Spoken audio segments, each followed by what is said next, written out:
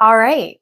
So we are up to lesson one. Where you at? Where you at? Where's everybody at? Right there. We're up to lesson 159, which is amazing. It's amazing to me. And I'm always excited to go into the next chunk of numbers. Like we're in the 50s now. We're going to go into the 60s. That's pretty fun. So 159 is a beautiful piece of art, truly. With its words, I give the miracles I have received. So yesterday, hanging out in front of a tractor, we talked about today I learned to give as I receive, and today, what did I receive?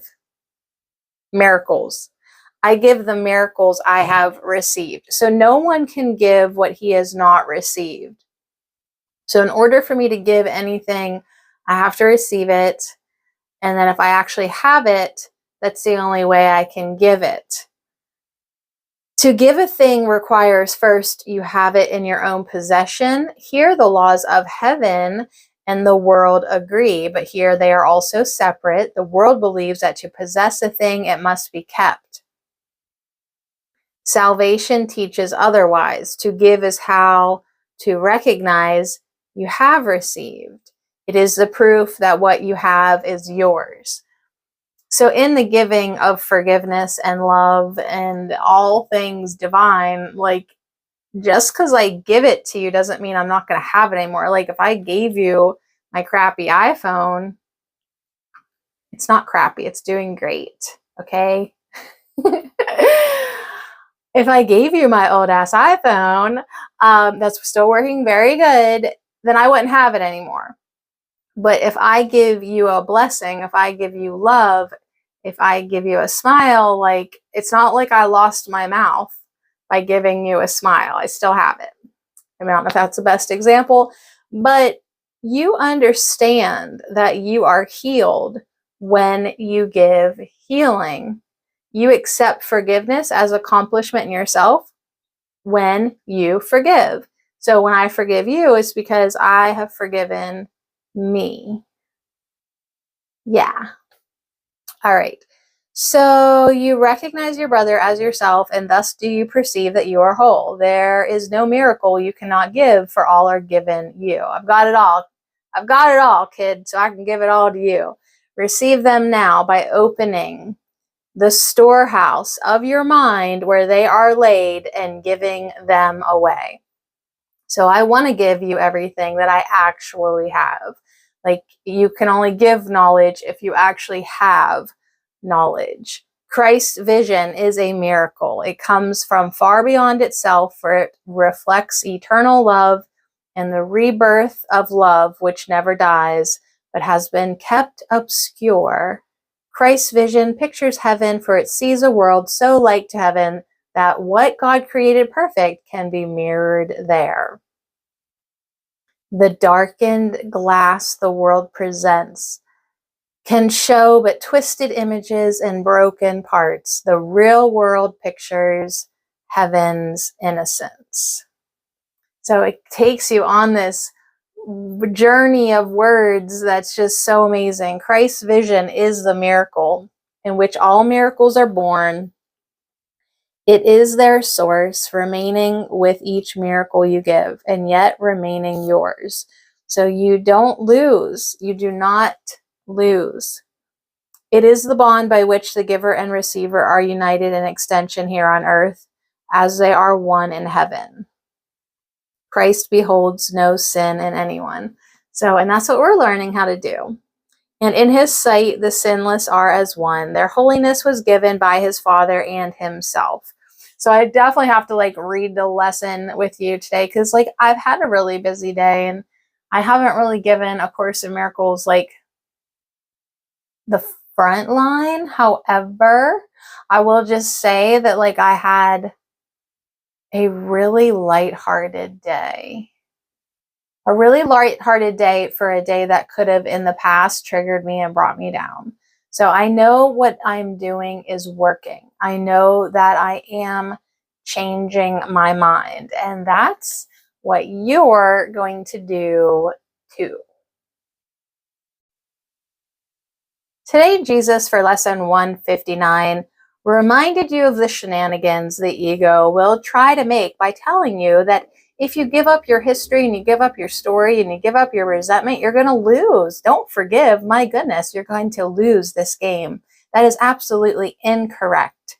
You will gain freedom when you forgive. Even though the ego says you'll lose, you actually gain freedom when you forgive.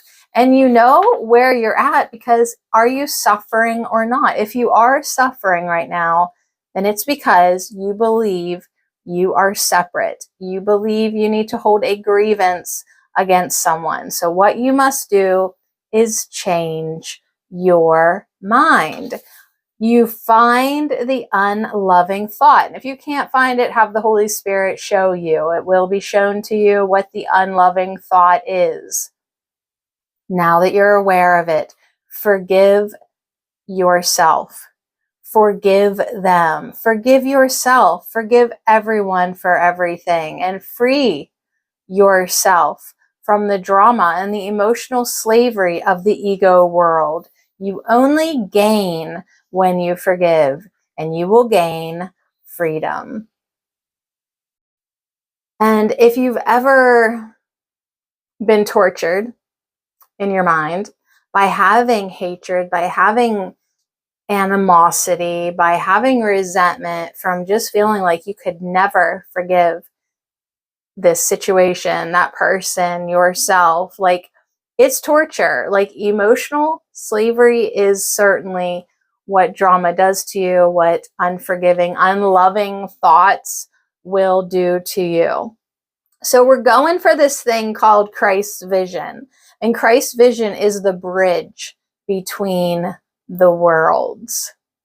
And in its power, can you safely trust to carry you from this world into one made holy by forgiveness? Things which seemed quite solid here are merely shadows there, transparent, faintly seen, at times forgot, and never able to secure the light that shines beyond them. Holiness has been restored to vision, and the blind can see.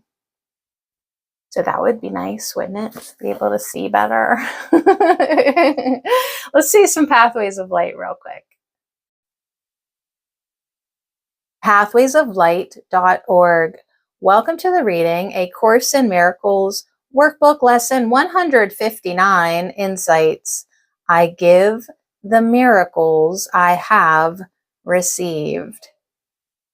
Before I can give a miracle, I must receive a miracle. Receiving a miracle is receiving Christ's vision. Christ's vision provides the bridge by which my mind, which has been lost in separation, is returned back to the truth. Christ's vision brings an awareness of the truth of the light behind every form. Christ's vision reminds me all is still as God created it. All are innocent. All are still love in the mind of God. Christ's vision is the gift of the Holy Spirit. To receive Christ's vision, I must be open to receiving the truth and willing to let go of illusions. I must be willing to relax my hold on what I think is real. I must be willing to soften and allow the miracle to be given me. I must be open to Holy Spirit's healing perspective.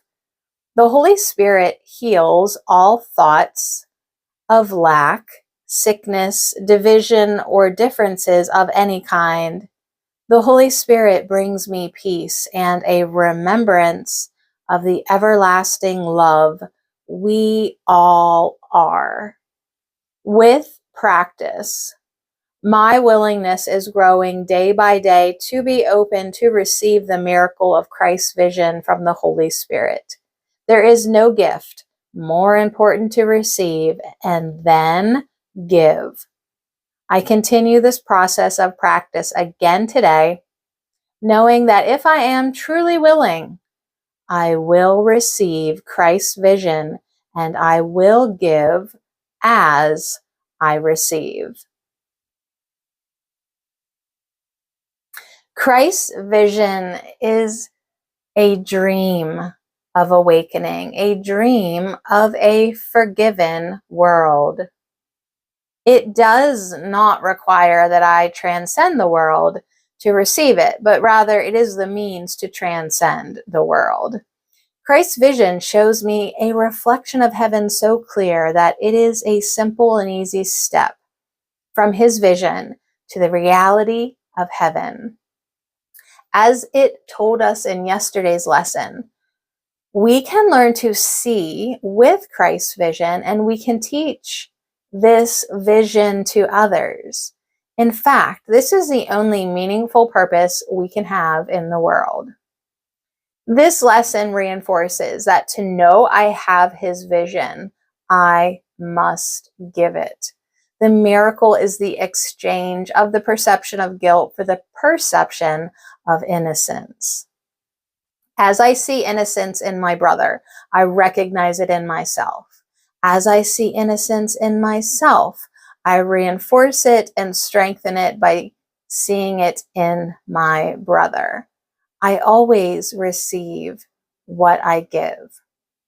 Christ's vision shows me the call for love in expressions of anger and fear. It inspires me to answer the call with love. As I answer with love, I teach myself that I am love and that I am safe.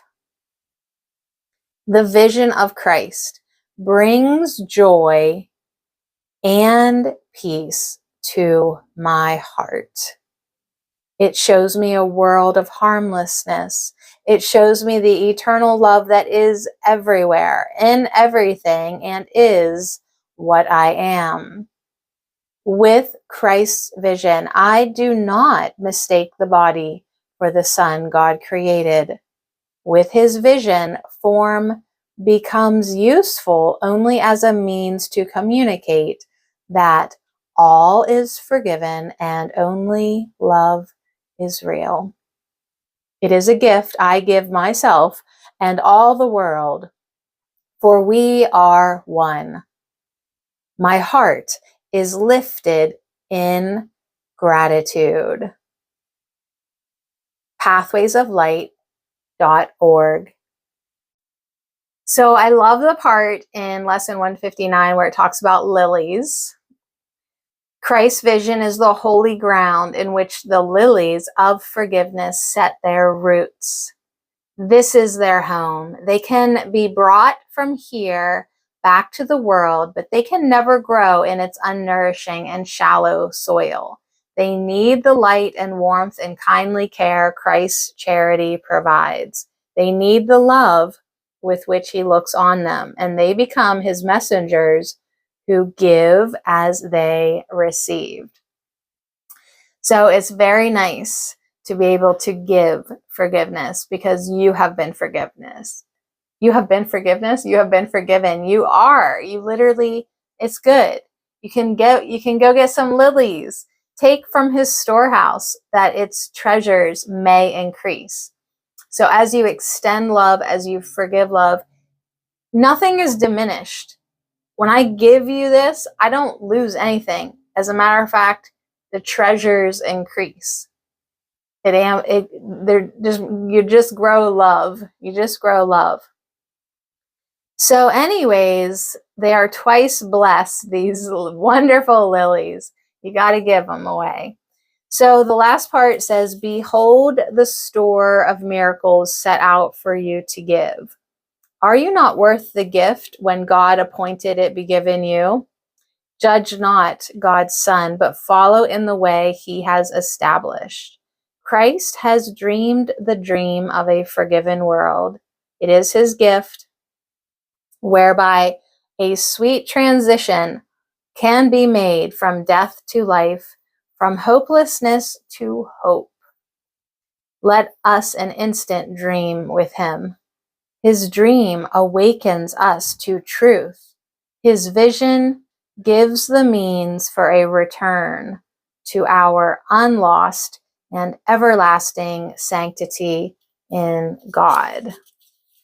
So, yes, I mean, it's just really such, I mean, I get how A Course in Miracles is a little too much for people. It's almost too much for me. But it certainly has grown on me, and I love what it's truly saying. I mean, it really just wants you to feel good and be a good person, and don't see the sins anymore when you look at people.